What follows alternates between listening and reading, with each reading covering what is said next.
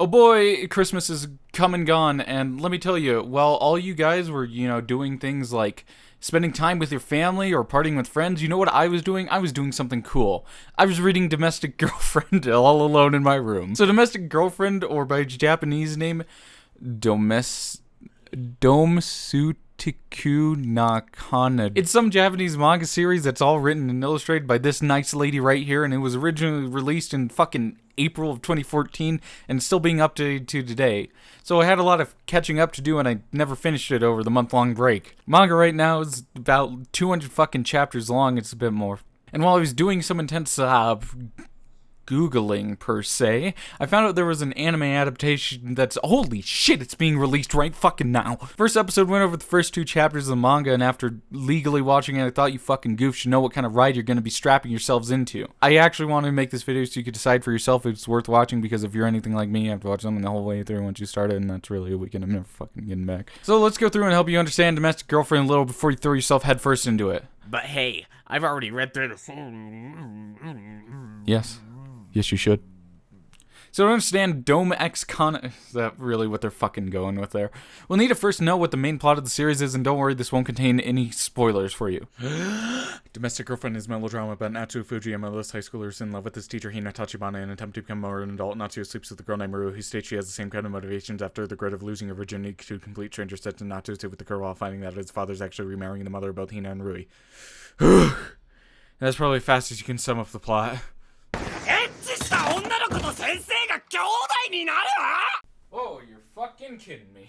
The main story is that actually happens through the series is Natsuo continually pursues a relationship with his teacher/stepsister, and he never does it.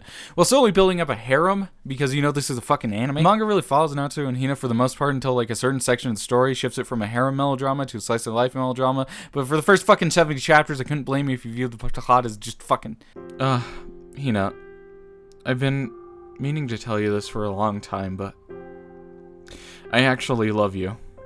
Oh really? Then are you prepared to face all the trials and tribulations that would come with starting a relationship with not only your teacher but your stepsister? No, not really. Then how about you go fuck yourself, kid? I'm just so incredibly sad. I mean, I can't believe this kind of thing would happen to me. I mean, I'm so cool. I can't have it. Don't worry. I'll comfort and love you until you feel better. You know what? Thank you. And I think through your unconditional love and affection, I've fully realized that I need to get out there and I need to show Hina that I truly love her. What the fuck? Though I gotta tell you, viewing the story like this takes away a lot of heart and meaning of it, and I'm just trying to be a haha funny man. A wise man once told me that it's about the journey and not the destination. And that man was Gandhi. He told me personally. And let me tell you, this phrase really can apply to the series, and no matter where each character ends up in the grand scheme of things, it's not really as important as what the emotions they felt along the journey. It doesn't matter so much that someone's fucking destroying their club room as much as it matters why they were doing it, and it really affects Natsuo. I personally used to think melodrama was a negative term based on the culture of internet reviews, but my understanding of melodrama was kind of that it was a forced drama that normally came from misunderstanding, but this is fucking wrong, you goddamn buffoon. The definition of melodrama can be found online, but I'm actually going to be using this instead. What's this right here? This is a fucking book. This right here is a book by the simple panel... This right here is a fucking book by the simple title of The Piano, and it's almost 200-page review of the movie The Piano, and unlike some people, it's not long for the sake of just being fucking long. This actually allows things like insight to storytelling as a whole, and because I'm a fucking dweeb who reads through this kind of shit, I'm going to apply a chapter of it, but here, let me just find the actual page. Oh shit. That's too far. There we go. Page 71. Melodrama looks at social patternings, at the operation of rules or behaviors of society, and at an individual's attempt to live out their desires either within the rules or despite them. This is perfectly fucking able to describe the conflicts portrayed in Domestic Girlfriend, and I mean, come on, it's really fucking obvious that you shouldn't date your teacher or step-sibling, but Natsuo understands this is the only thing that can make him happy, but instead of just saying fuck it to the rules, he tries to game society into thinking, that kind of relationship is acceptable, and spoiler alert, it's never gonna be fucking acceptable, dude. This doesn't even just go for the main character either. Side characters like Momo, long before her place in the story, have decided to go headfirst into the idea of just sticking it to the fucking man and going against social norms to achieve what will make her happy.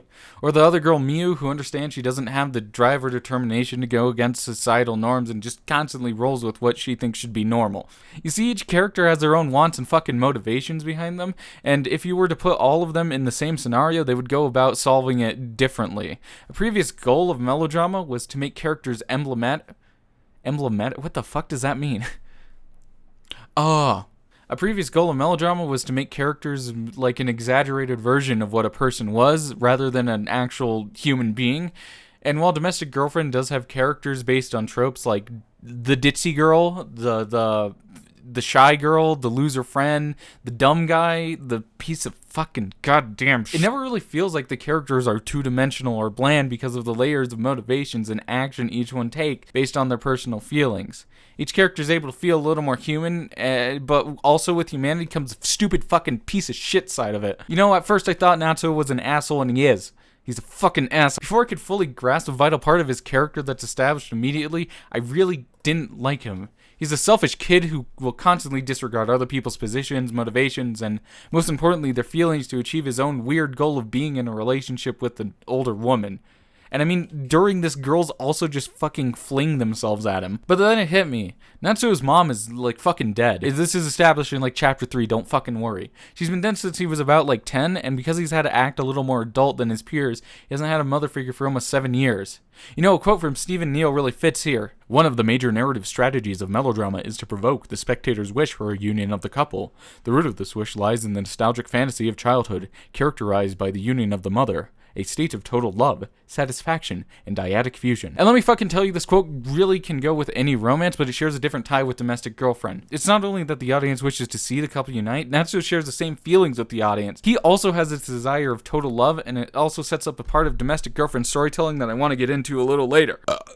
It has to be Hina because that's who he loves, and that's the only girl that's perfect for him. This shows through in, like, the friendships and relationships he has too, because he has this really weird kiddish outlooks on secrets and feeling sharing and thinking every problem can be solved if you just talk to your friends about it. Natsuo is a kid who was forced to grow up too fast, or more aptly, he is an adult who needs time to be a kid still. I felt this was something I really needed to share too, because without this understanding, you'll probably think Natsuo is a fucking asshole, and he is. At first, I really didn't like Domestic Girlfriend's story either. I don't really know why I kept reading it, actually. Just, I don't know, something felt off. Like, the mature themes and situations would be, like, cut short or left unexplored in favor of having upbeat, childish, fucking everything turns out butterflies and rainbows at the end. It felt as though the ugly sides of relationships wouldn't be explored for the sake of wanting to keep it a little more upbeat and to having more excuses to draw tits.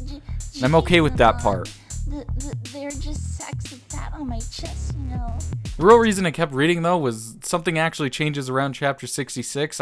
Goddamn, I read 66 chapters of something I didn't like. Something actually happens to Natsuo, and it shows that his carelessness and clinging to childish ideals have really bad consequences. You know, his constant push for what he believes is best for himself and blowing everyone off leads to someone actually fully cutting him off that he cares about. It then struck me, like, once I read this, that those mature themes and ideas weren't dropped because the writer didn't know how to handle them, but instead were put off to give you and me, the audience, those festering feelings that you get when you bottle up your emotions, and those are the exact same feelings the characters were supposed to be having, making your own projection a part of the storytelling.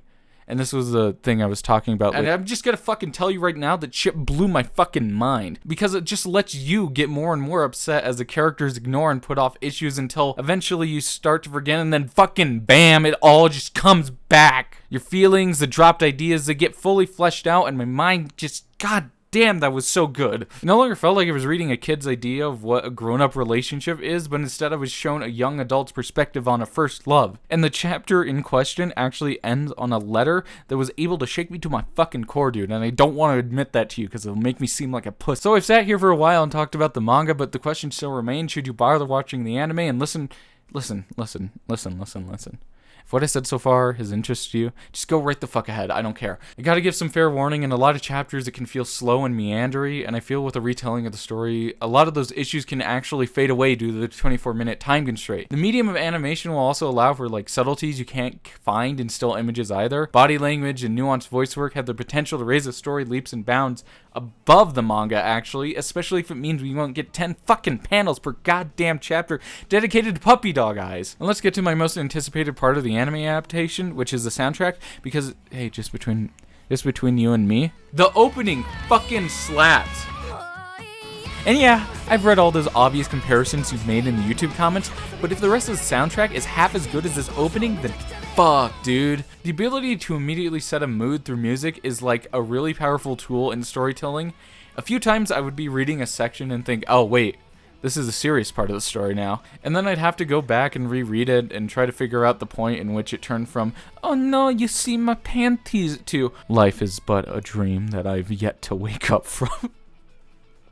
But, you know, this also comes with the hope that they don't get too liberal with the soundtrack, because nothing could harm an emotional scene more than like a sad piano song that you and I have heard like 1,000 times before now. You know, at first I thought I wasn't going to suggest that you watch Domestic Girlfriend, just based off my initial feelings when I was reading the manga. If I told a whole audience to just hold on until a certain part and then it gets good, is absolutely fucking ridiculous, and I'm not going to do that. But the more and more I thought about my time reading it, I noticed in the moment I was just being fucking impatient and waiting for something to happen. Though I look back on it and it was more about like how chapter to chapter it was able to fuck with my feelings. You know, the term emotional roller coaster gets used, and I'm not going to use that because that doesn't fucking work here. But I won't lie and say that I didn't fall into the traps and emotional holes the writer placed either. Domestic Girlfriend really doesn't redefine the genres it's part of, but it's interesting. Anime can be really weird at times. Really fucking weird. And it can also be really different. It doesn't really have to change the game or dissect a genre. Instead, it just needs to shake it up enough from other romances to keep me interested, personally. So if you're looking for your next romance this season, go ahead and watch it. But for anyone else, it's not a must-see this season. You can go and watch fucking the rest of JoJo. If you decide from what I said through this video, just watch it. I don't give a fuck. Just go watch the video and decide for yourself, dude. Hey, thank you for watching my dumb little analysis video. This is my first time doing anything like this, and if you enjoyed it or anything, go ahead and tell your friends, or like post it on like a forum or something, and spread this around, or like it at least. If you didn't like it, you can just call me a schmuck down below. Also tell me if I fucking helped you decide or not. Thank you for watching. Just thank you.